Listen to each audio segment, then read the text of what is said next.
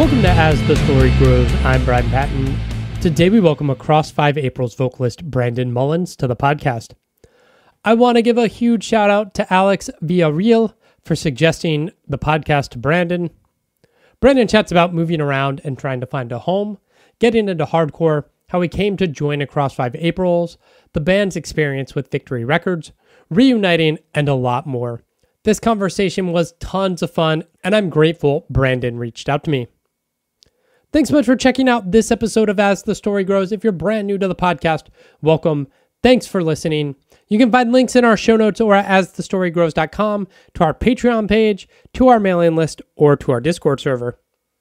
If you know someone who might be interested in this episode, I would love it if you shared it with them. And if you're new or aren't already subscribed, I would love it if you subscribed on your podcast platform of choice. Never miss an episode. Enjoy today's chat with Brandon from Across 5 Aprils. When you talk, baby, you got the mood that's gonna drive me crazy. Don't look at me like you're about to take off. You're gonna see me when you dream. 'Cause right now, we're nice and shady. Keep the faith until me, baby. 'Cause in a minute, the means will justify. And if it's gonna make you scream, I give you credit more than I think I should. But looking at you seem like the tool that I would. Not for any guy who lives a life on the road. Sorry eyes, and just because you were told, he can see you looking here from across the room, and everything you heard about him was so untrue. Where are you currently living? I am in Largo, Florida, just outside of Tampa. Okay. Where are you? You're up in like Massachusetts, is that right? DC. DC, okay. Yeah, just north of DC. That's cool. Yep. What took you to Florida? I'm a military brat, so I lived in Virginia Beach for a little bit too, but we just bounced around everywhere, and my dad retired in Panama City, Florida. Okay. And so I've always been a Florida guy. I'm kind of in love with the ocean, but I spent a year in Chicago, and the weather scared me away, and came back to Florida. Couldn't get away. The weather in Florida would scare me away. I mean, I guess I'm just used to it, but we were in Chicago for 1 year. It lasted a year. And I was working at the Shed Aquarium. I was an educator at the aquarium, and they would call you on occasion in the winter and be like, hey, listen, don't come in today. You could die. It's negative 40. I was like, this is not for me. Do this. I get that. Yeah. And I guess it's not that bad in DC, but they also had this thing in the office area. They had these special lamps, and I didn't know what it was, but they're like skin lamps that like vitamin D deficiency lamps they can't go out. They can't go outside. Oh, yeah, when it's so cold. Yeah. Yeah. I was like, nah, I'm gonna head back to Florida. Yeah. So as a military brat, you kind of just grew up all over. Is there a place that is Florida, I guess, the closest thing to home? Yeah. So born in Milton, Florida. So I'm a Florida, first generation Florida native, if you will. But we moved to Italy and Key West and Virginia Beach, but Panama City's home. Panama City, Florida. Yeah. Nice. How was that experience growing up, just moving around all the time? Is it tough or? I mean, I don't think so, but I think in a way it kind of formed who I am. You know what I mean? In a positive way, I think it forces you to, acclimate and get to know people and fit in and, be accommodating. And so I look at it as a positive. I think I probably was a jerk when I was a kid to my parents, like, how dare you move me from my friends? But I mean, I don't know any different, so I can't complain. But I think it made me more grateful, I think, in some way. Yeah. I always think of Across 5 Aprils. For some reason, I associate the band with the Baltimore and Maryland scene. Really? And was Steve from up here? Yeah, Steve was. I saw him on Saturday. That's so funny. I haven't seen him 15 years. I saw him on Saturday. Yeah, so he started off in a band called A Perfect Kiss. I don't know if this was his first band, but I knew him in A Perfect Kiss, and he was from the Baltimore area. And we toured with some bands up there, The Burning Season. Yeah. And was Vanna from up there? Vanna?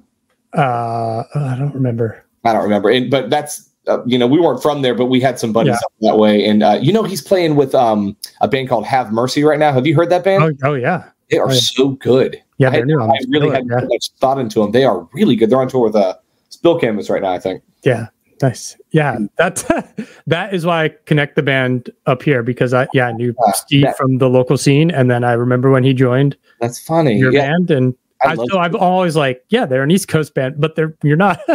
No, the band claims Chattanooga, although I've never been from there. And really, there's only one member from Chattanooga. Most of them are from like just south of there in like Dalton and Ringgold, Georgia. But we claim Chattanooga, Tennessee. But man, I hope I get to tell you some fun Steve stories. I've got some good ones from Steve. Oh, yeah. We were chewing it up at this concert the other night, and I'm sure he was embarrassed a little bit, but that wasn't my intent. It's just good shows, good fun, good times. What got you into music?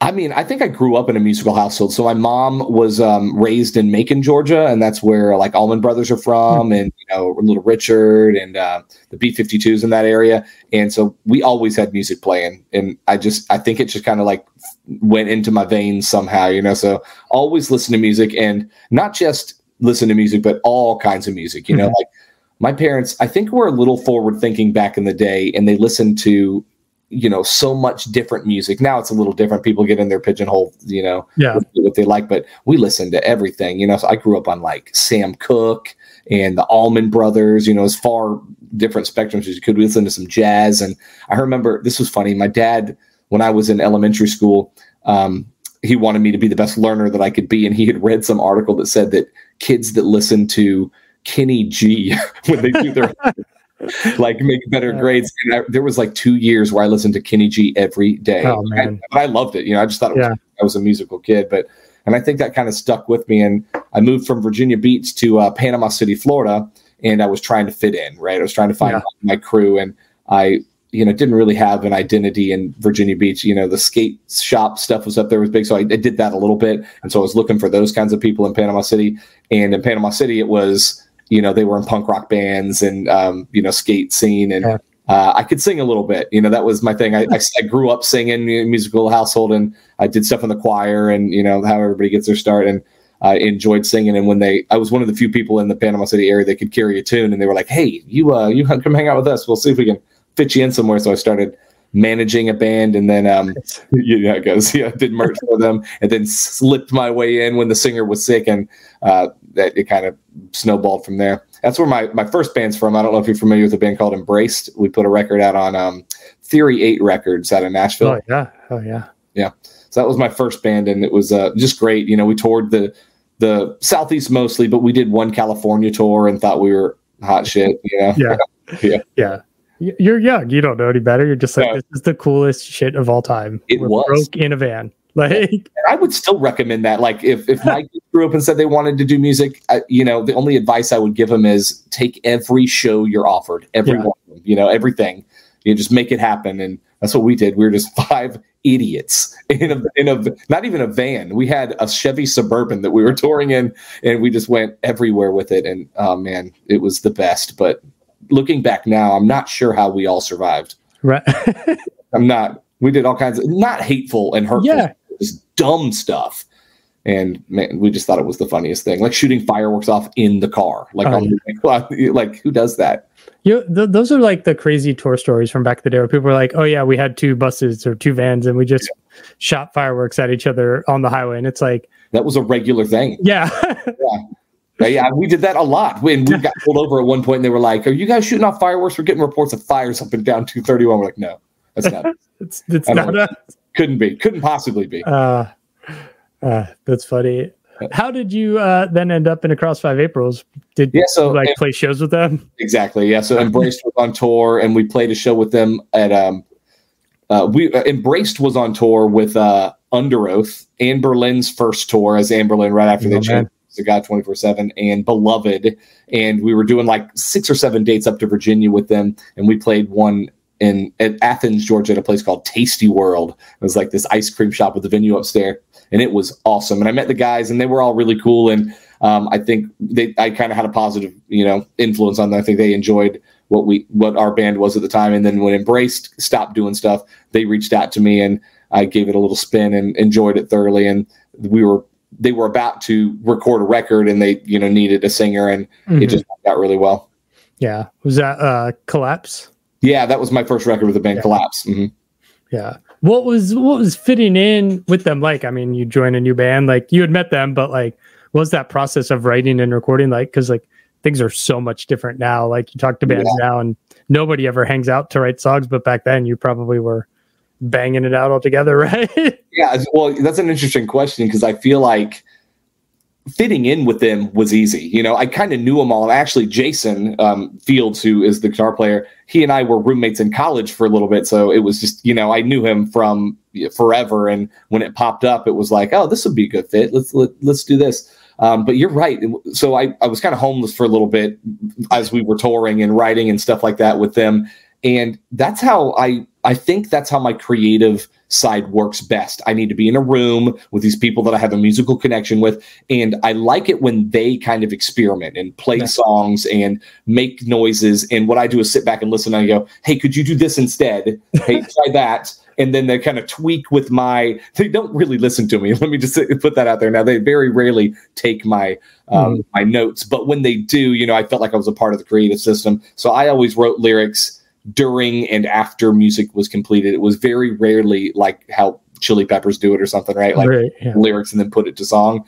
That's only happened a couple of times for me where I had an idea and I worked in it, but that feels less authentic to me. I kind of feel a song and like, you know, take what I'm experiencing in that moment and put it into the songs that's happening right there. So it's been tough because, you know, we're writing some music right now, which has, you know, been great, but it's the first time in like 20 years. Yeah. We're all over the place, you know, and it's been interesting and I've adopted it more than I thought I would, but it's not as much fun as you get in a room with 5 of your friends and, you know, make noise all night, but it's been fun. It's a different process, but it's been helpful. I don't know, therapeutic in a way to tap into my creative side again in that way. I mean, I teach, so I get to be on the stage a lot as the teacher, but you know, writing and like being creative in that way has been something I didn't realize I was missing. And it's been fun. Yeah. As you're older, do you like think about the lyrics you wrote when you were younger and like, oh man, like cringe at them? Or like, are you trying to tap into some of that same energy when writing now? Well, I feel like I have a lot of answers for that. So first of all, I'm a firm believer in you got to let the music speak for itself, right? You know, and I wrote it and I'm not ashamed of it in any way, but I will say there are some lyrics that now is a 42-year-old father of two where I'm like, that's somebody's daughter we're talking about. You know? Nope, we're not going to say that. But I think the way that I can justify it, if that's the right word, or, sleep at night is, you know, it means something to somebody and maybe not to me, but if I give the mic out and somebody sings it, it means something to them. Yeah. And, you know, as long as it's not hurting anybody, I think it's all right. But, I mean, I write differently now as a 40-year-old dude. I'll say that, but I don't have as much of the angst, you know, I've always thought you write what you know, and hardcore music elicits this feeling from you that no other music does. And it's different now because I'm obviously married, you know, and, you know, to the love of my life who's watching me do the interview over here. So.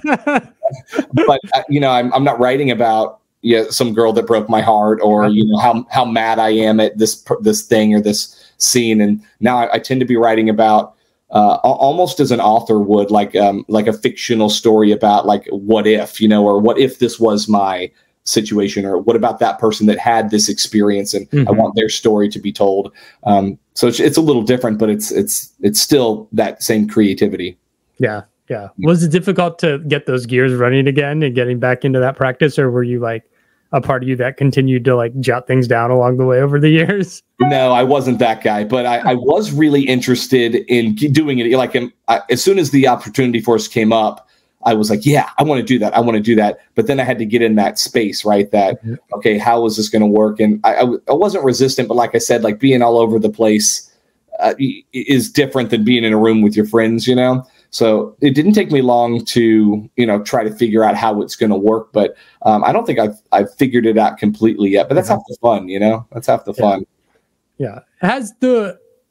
There seems to be this thing, with rare exception, when bands reunite and are playing again, playing the old songs only gets you so far until you're like, okay, we need something new. Like, is that what led to this writing of new material? I don't know. I think if you ask different members of our band, they would say different things. I've used this phrase many a time in our like band meetings. I'll say something like, I'm pretty sure the only people that are hankering for some new A5A is us, you know, like we're the ones that want to do it.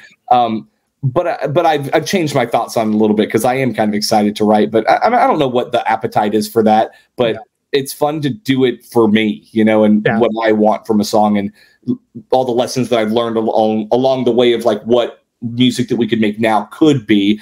So that part of it's really interesting. But I'll tell you, I think the resurgence in this genre of music, I'm only speaking for my band, but it feels like it's happening for some other bands like us out there, some legacy bands, if you will.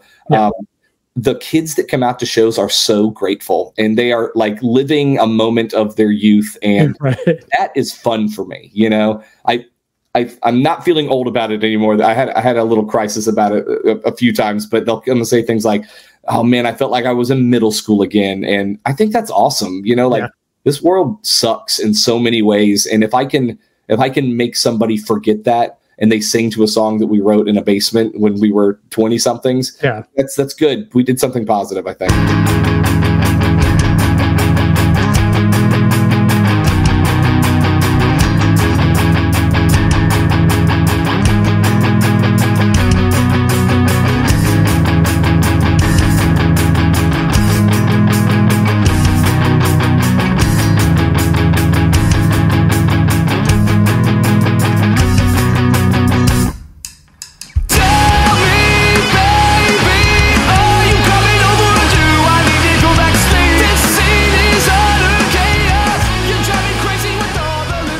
How did Across 5 Aprils end up on Victory Records? Yeah, so we had been courted by Victory for a while. So we got our start on Indianola, and we love those guys. Matt and John are the best, and they are the ones saying, "Hey, if you ever want to do anything musical related, let us know. We'll always finance it." And so we're really grateful for that.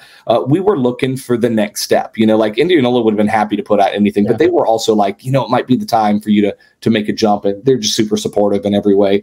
And Tony, you remember Tony? Tony Brown. Yeah, Tony.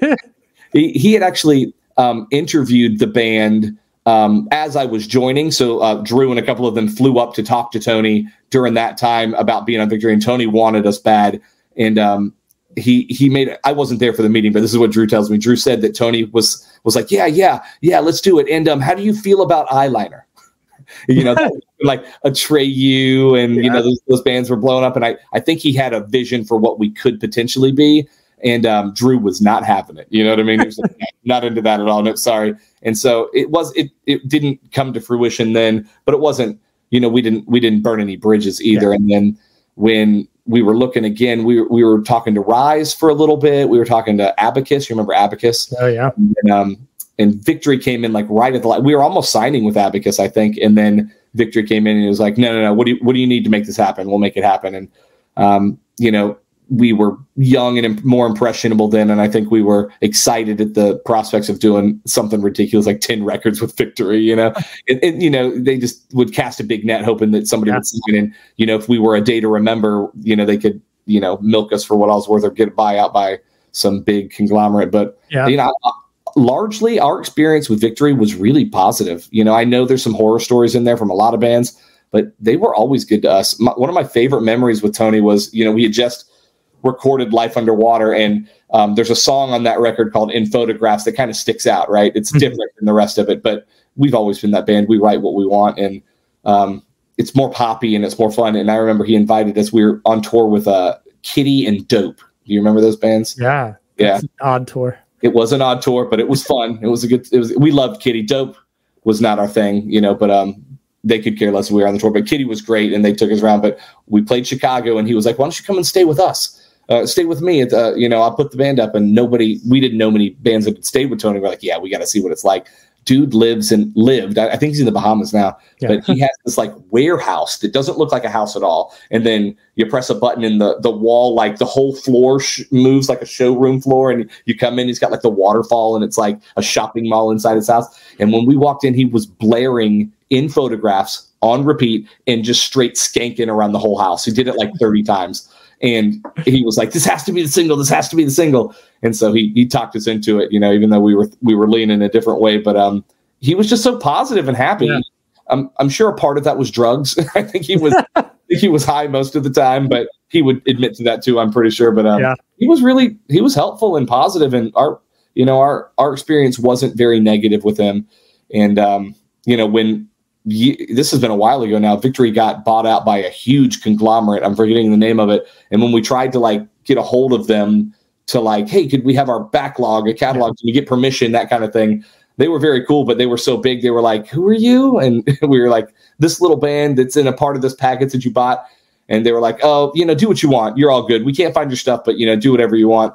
But the big takeaway from that for us is now, technically speaking, we're label mates with like Phil Collins, you know, like all these huge bands. And, you know, it doesn't do anything for us. But again, that's kind of how Victory stopped. And I haven't heard anything from him since. I think he moved to the Bahamas. I know he was he was into the Bahamas. He had like Bohemian blood, I think. Yeah. Yeah. Whoever like owns them now is just like repressing anniversary vinyl and like putting a bunch of them out there. Oh yeah. On Victory. I've reached out to a couple of the guys that I know that work there, and they've all been super helpful, you know, with what they can, but they'll say, listen, I don't have much for you, but anything you can do, you're welcome to do it. Yeah. Kind of thing, but nobody knows where the warehouse is or where to get stuff. But yeah, I don't know.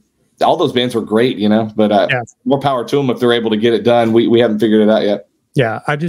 There's an email I got from, I think, whatever Victory's mailing list is, that they're doing a Treyu like 20th anniversary vinyl for some record. And I was like, oh, awesome. Yeah. That's why they bought the catalog. Right. To just do that. Remember Atreyu, you know, those bands. Thursday. Yeah. If you ever get an A5A email, let me know, because I just want to ask, where is it? I want to order it. Give it to me. Yeah. Yeah. What then led to the band breaking up? I mean, like, there's so many lineup changes over the band's career. Was it just difficult to keep the machine going? Yeah. I mean, it's pretty standard for what you hear from a lot of hardcore bands, you know, but we were loving what we were doing. And I think you've got to have a certain personality to be in a band that doesn't blow up but keeps longevity. You know what I mean? Mm-hmm. And those bands are few and far between, and you gotta be able to make some sacrifices that I think a lot of us weren't willing to make, right? We were having a blast. We were on tour with Evergreen Terrace, and we had just done Japan. We went to Japan with Evergreen. It was so much fun, really great tour. And on the way back on the plane, we were just having this conversation about like how much we all were walking away with at the end of this tour, and, you know, what jobs we had to work when we got back. And we could have kept it going, but I think we all wanted a little more. I think we wanted houses and wives and that kind of thing, you know, and although it's possible, and more power to the bands that are doing it, we just didn't see the path for us in that way. And it was very amicable. We were just like, hey, this is fun, but it's not as much fun. Let's find a stopping point. So we did a farewell tour, which was great.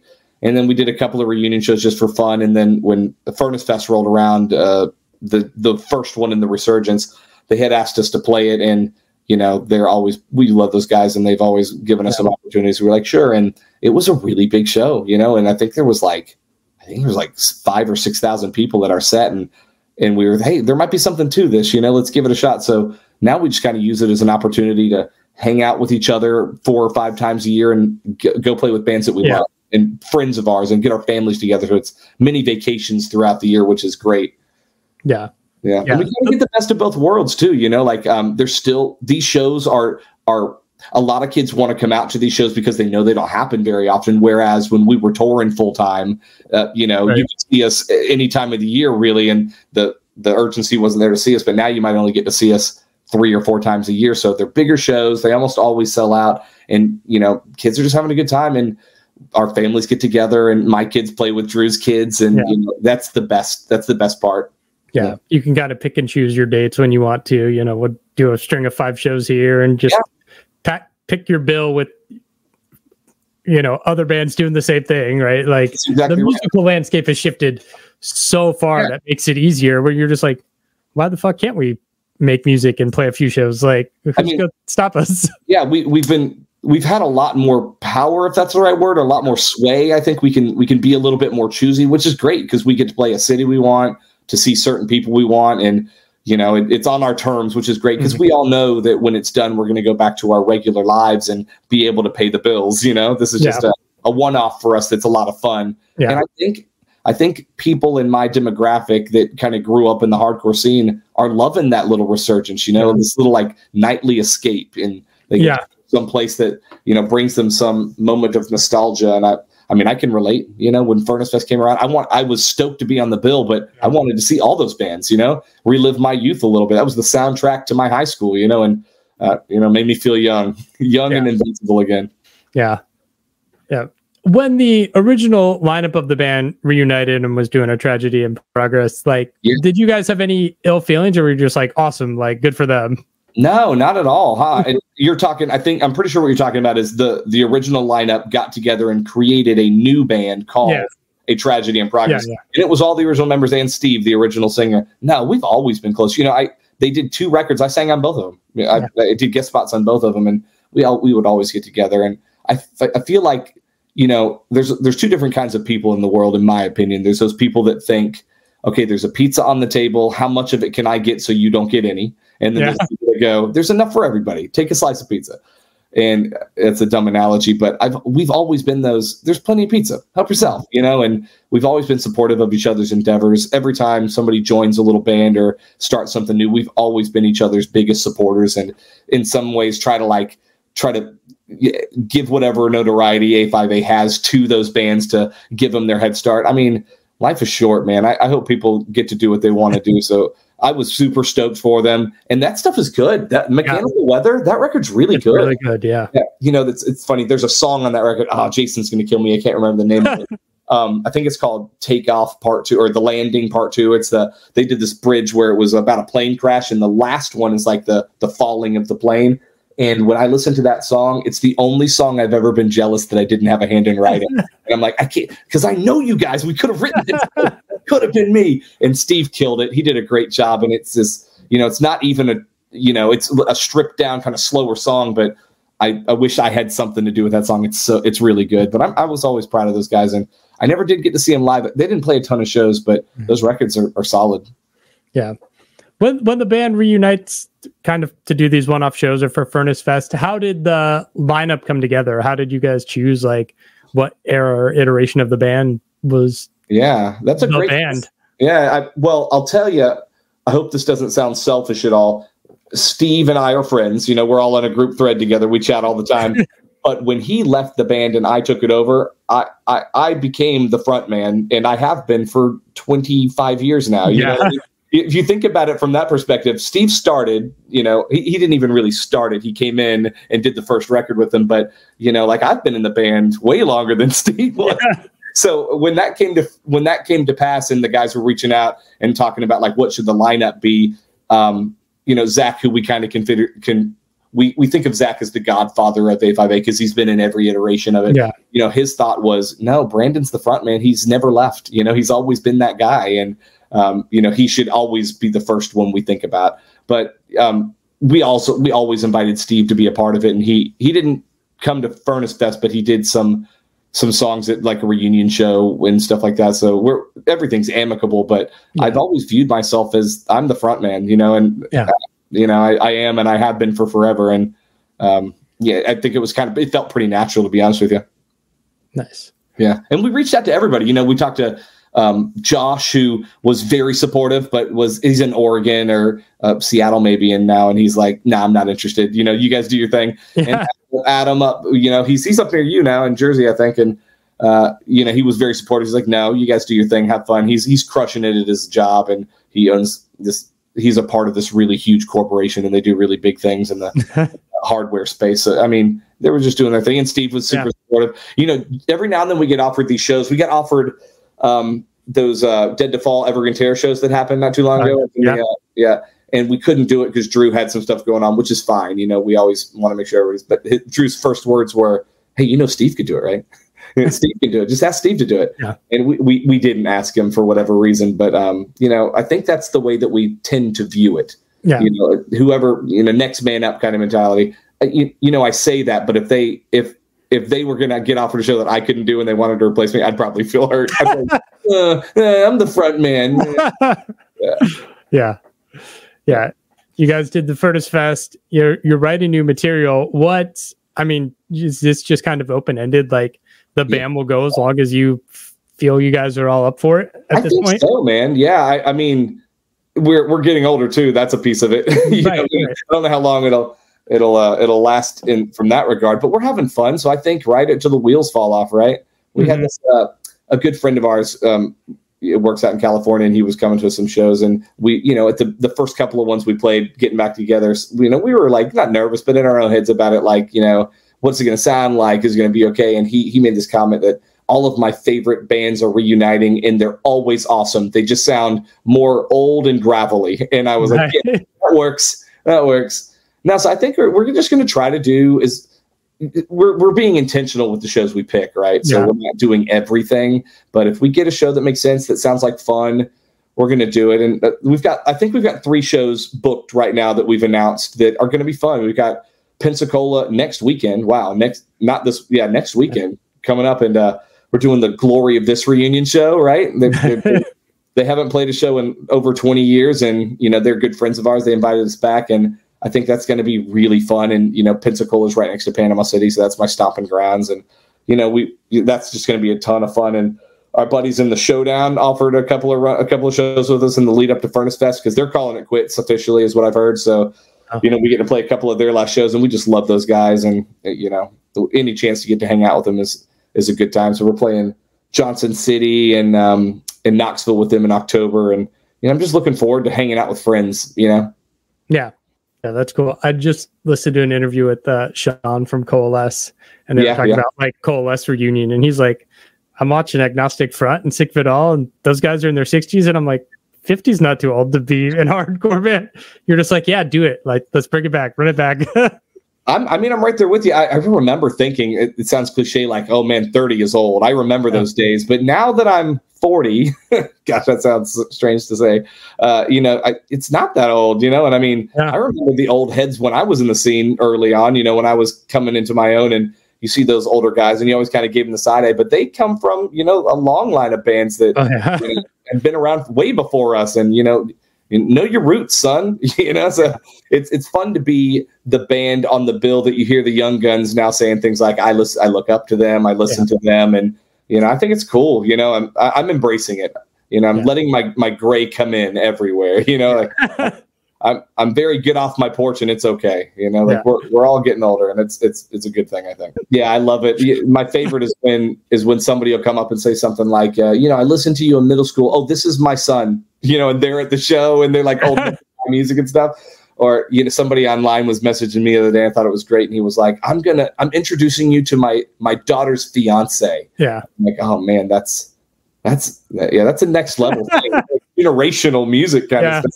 But I think it's a compliment. I think I'm stoked on it. I think in that regards, that's what music should be, right? It should speak to somebody and make somebody happy. And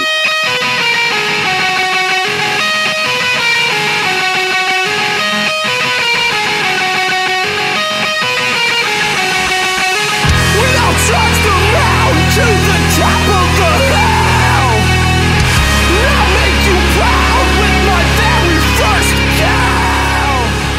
Something about. I really appreciate your time. Thank you so much for taking the time to let me chat a little bit. I guess let me leave you. I would love to thank anyone and everyone listening to this podcast that has been a fan or is a fan of Across 5 Aprils. And if you're coming to shows and you're still hanging out, like, thank you. It just means the world to me that songs that we wrote together in our late 20s are still around, and people sing along to them and like walk on heads and mosh, and it's nuts. And it makes me so happy, and I never take it for granted. I'm really grateful that we still get that opportunity. My wife and I were driving back from the show we just played recently, and I remember really thinking sincerely, just like, what a cool life we lead, like to be able to, hang out with our friends and play music and have kids sing along, and then, go back to the real world, do it again in a couple of weeks, Yeah. So thank you for making this happen, and, being willing to talk with me and some other old fogies that,